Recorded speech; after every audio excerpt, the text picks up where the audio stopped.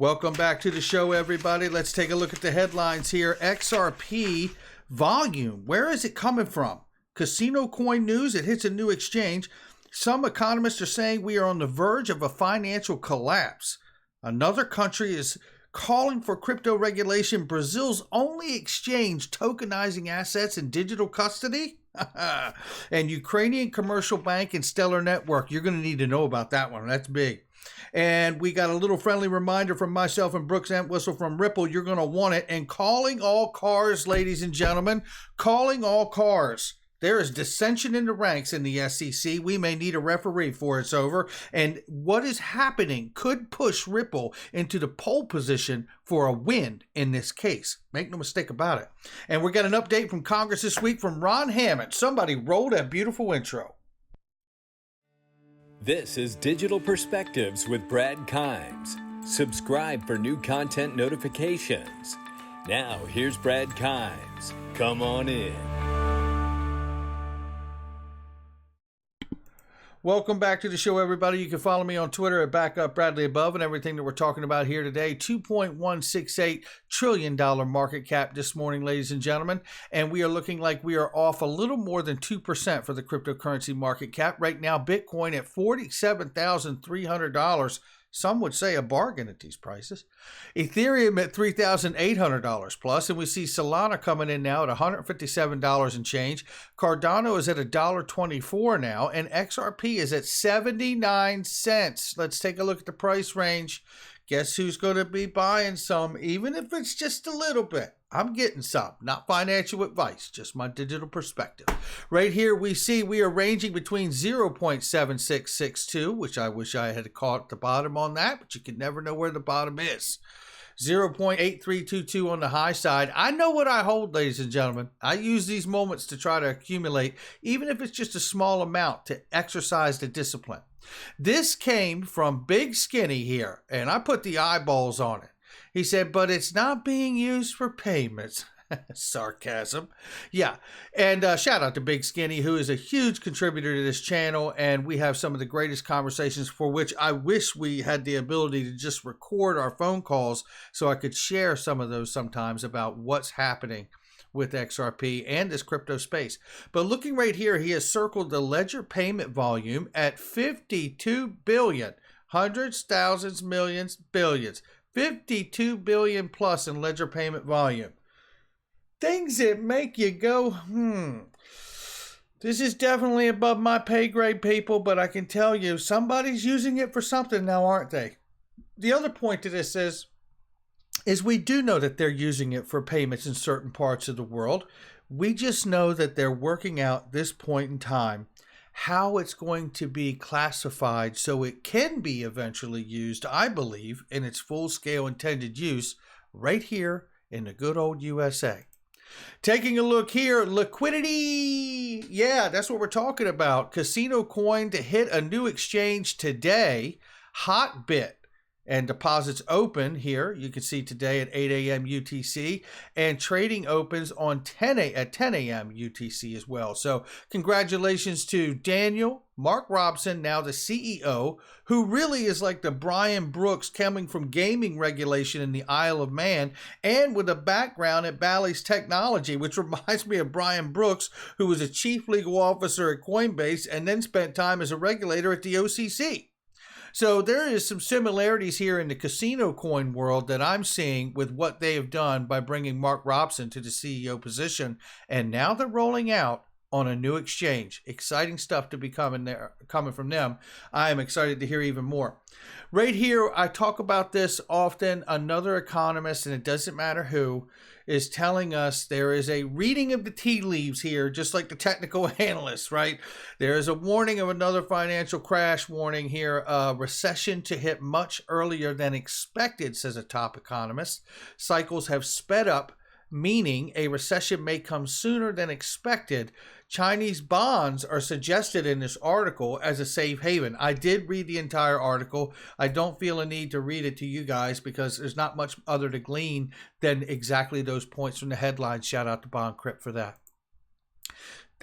This was a shocker to me. Shiba Inu is more popular than XRP and ADA in Australia. Now, I got a lot of Aussie friends, and you're going to catch some heat on this one. I mean, listen, look, where to begin here? You know what I mean? Look, I love my Aussie friends, and I guess it's Aussie and not Aussie like I normally say. I catch a lot of heat for that too, but nevertheless, I love each and every one of them. This tells me that, look, as far as I know, and you can correct me if I'm wrong in the comments under this video, I don't know of a use case for Shiba Inu other than people just want to pump and dump it. So who knows? If I'm wrong, correct me. But I'm trying to stay focused with my portfolio with things that I believe will really be long-term, give me the returns that I'm looking for and the security, because you see eventually that adoption of the asset for a real use case. Now, with that being said, don't beat me up too bad, because I do know that a lot of people trade these coins because they're popular and they look for short-term gains, and some of them are potentially even rolling those gains into something like XRP and ADA. So shout out to all of you that are doing those kinds of things too. So take a look at this though. Another country is calling for regulation of crypto. This is more evidence, very quickly, not going to spend a lot of time here. The Nigerian government minister calls for regulation of crypto, which tells all of us one more sign that it's not going away. We need to regulate it, right? There it is. Here's some more evidence of seeing that right here. We know Brazil and Ripple have a great relationship, country to company.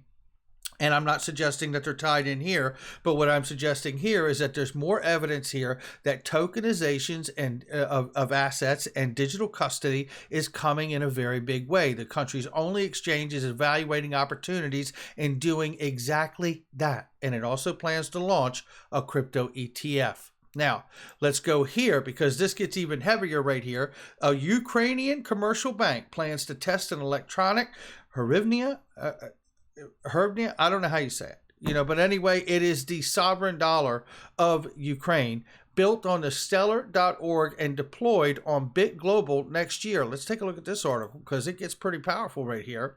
We know, and I have said this, the XRP ledger and the Stellar network really, I believe, are going to become two of the most important protocols, just like the protocol of the SMTP, the Simple Mail Translation Protocol, that moves email around the world. That protocol that all of our emails run across are exactly how I see the Stellar Network and the XRP ledger, right? And it doesn't matter if you have a yahoo.com address or a verizon.com address or Comcast or AOL, which is not even here anymore. You can still have the email address, and all of it runs on the highway protocol of the SMTP that allows us to move emails across the world, no matter what network you're on. So, with that being said, we're seeing a pilot test here of the dollar, the sovereign dollar here, to make merchant payments and public employee payment or payroll as well. The electronic hryvnia, however you say it, will be built and tested on the Stellar network and deployed via global fintech platforms, BitGlobal Digital Currency Management System, DCMS. The bank said in a statement on Tuesday, the pilot will test digital currency's effectiveness in public employees' payroll, peer-to-peer payments, and merchant payments. Come on in. Yeah, Tascom Bank's deputy chairman, who is responsible for e-commerce, said the pilot is supported by Ukraine's Ministry of Digital Transformation and all e-money activities.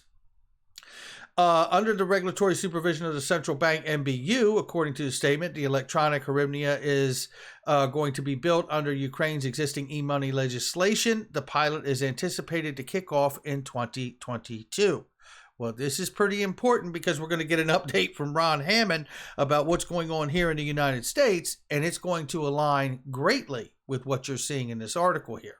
Shout out to Stellar Network there and XLM, because I hold that too. Right? I hold a lot of things. I'm not a coin maxi. I'm a utility maxi. I'm a use case maxi. And if your project and your token has use case, I want to know about it, because I want to get some. Right here is a little friendly reminder to go along with the Stellar network here that it's not will they use it.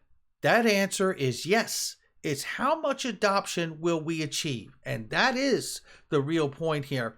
This is a reminder from back in September from Brooks Entwistle from Ripple. As a mountain guy with a passion of Himalayas and a longtime family interest in Bhutan through my 3 daughters' service, he says, I am personally super excited to see the kingdom become the first country to pilot a CBDC with Ripple. Go higher.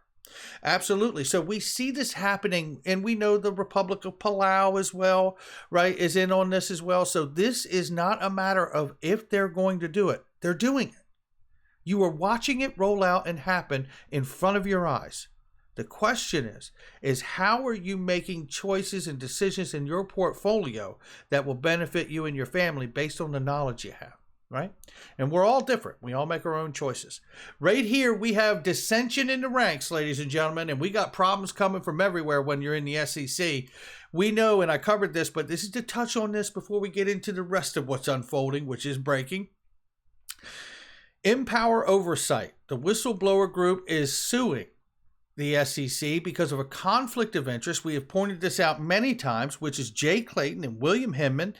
That is the issue that the Empower Oversight is taking up here, is that because Jay Clayton went to work for One River and William Hammond worked for Simpson Thacker, which both of those entities they went to work for benefited greatly from their decisions to endorse Ethereum and that network and give it a free pass. But it doesn't stop there. There is more trouble here. Ripple and XRP prone to more wins as the SEC argues it never declared Bitcoin and Ethereum compliant cryptos. Well, this gets really, really strong for Ripple in the fair notice defense, does it not? Because if there was no declared clarity for any crypto asset, which the SEC made very clear, but however, inside the case with the SEC and Ripple, they continue to argue that there is clarity and that Ripple was wrong and the Chris Larson and Brad Garlinghouse were wrong for not coming forward and registering as an unregistered security. But yet publicly, they have declared that there is no clarity among any crypto at this point.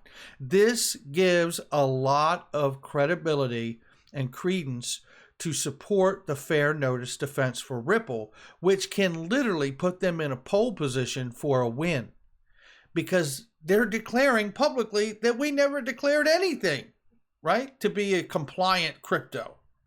That is a very, very big problem, and it doesn't stop there, because we saw here that there is also a press release here, an issuance here from Commissioner Person Elad Roisman, said they were disappointed in the content of the chairperson Gary Gensler's regulatory agenda.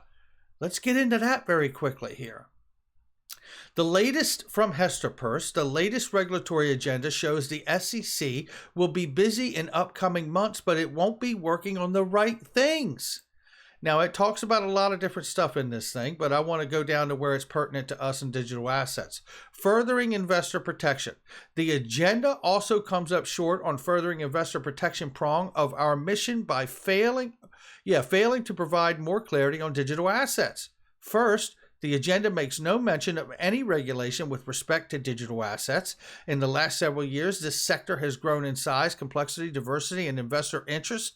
Rather than taking on a difficult task of formulating rules to allow investors and regulated entities to interact with digital assets, including digital asset securities, the agenda, though its silence on crypto, signals that the market can expect continued questions around the application of our securities law to this area of increasing investor interest. Such silence emboldens fraudsters and hinders conscientious participants who want to comply with the law.